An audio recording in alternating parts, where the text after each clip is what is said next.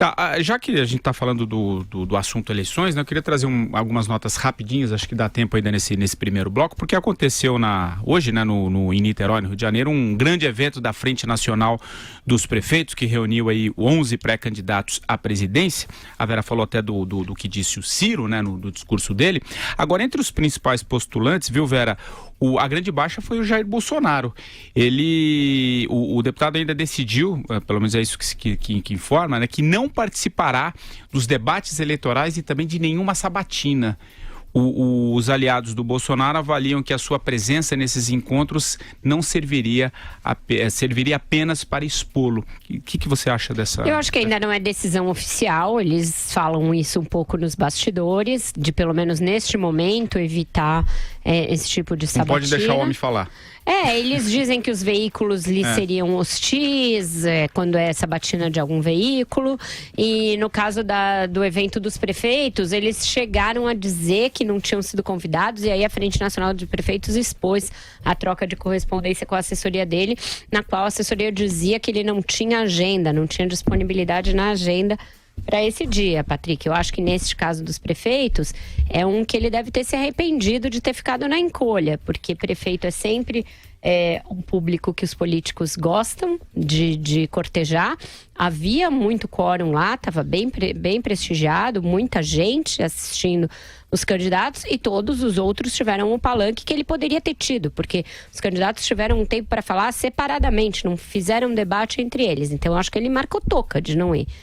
Mesmo nessa estratégia dele de só falar em ambientes controlados, esse era um ambiente em que ele poderia surfar. Acho que fez bobeira de não ter ido. Mas é uma estratégia com a qual não se pode concordar no momento pelo qual o Brasil atravessa, né? No momento que o Brasil atravessa, aliás. É um momento de se dizer o que se quer fazer para o país. A gente cobrava isso aqui do Joaquim Barbosa, tem cobrado dos outros candidatos, tem uma pauta aí pesada pela frente, da qual os candidatos não podem se omitir. Então, eu acho que se isso virar uma coisa recorrente, lá na frente o Joaquim Barbosa vai ser, sim, cobrado de uma maneira mais incisiva por estar fugindo da raia dos debates. Marcelo Madureira. Eu concordo que o candidato Bolsonaro, o pré-candidato Bolsonaro, escorregou no quiabo de não comparecer. Ele achou que era uma sabotina e não uma sabatina, que ele seria hostilizado ou de alguma forma, né, sabotado.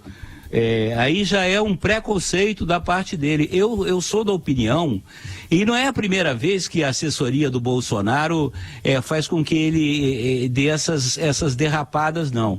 Né? A pior coisa para um candidato é ele se omitir. Veja o caso, por exemplo, da Marina Silva. Eu sou daquela opinião que o cara que é candidato, ele tem que ter opinião até sobre a trombada, a batida de carro da esquina, entendeu? Pode estar até errado, mas não, o cara que veio da direita é o culpado. Ele tem que estar lá, tem que se apresentar, né? Principalmente se tiver alguma ideia, melhor ainda. Né? Então, tudo que o cara se omite é ruim para ele, né? Significa insegurança, medo, receio, acha que tem mais a perder do que a ganhar ao participar de um...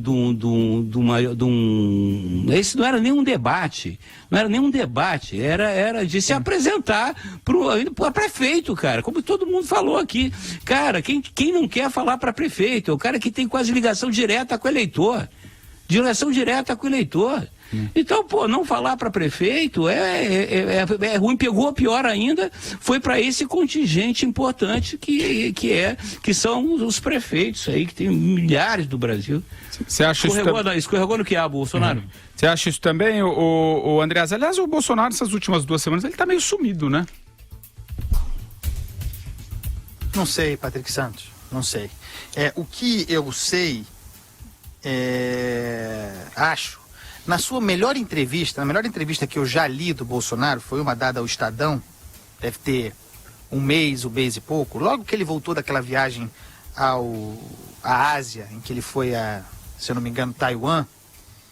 Nessa entrevista, ele fez uma resposta deu uma resposta, que aliás, dando vazão a uma ideia que é do Paulo Guedes, um discurso municipalista, de descentralização. Dizia que acabaria, por exemplo, com o Ministério das Cidades, se eu não me engano, que o importante, é Paulo Guedes puro, que o importante era fazer o dinheiro chegar diretamente ao prefeito, descentralizar mesmo, né? O famoso movimento municipalista. Um discurso interessante. Concordei integralmente com a resposta. Descentralização é sempre muito bom, o Madureira fala sempre isso aqui.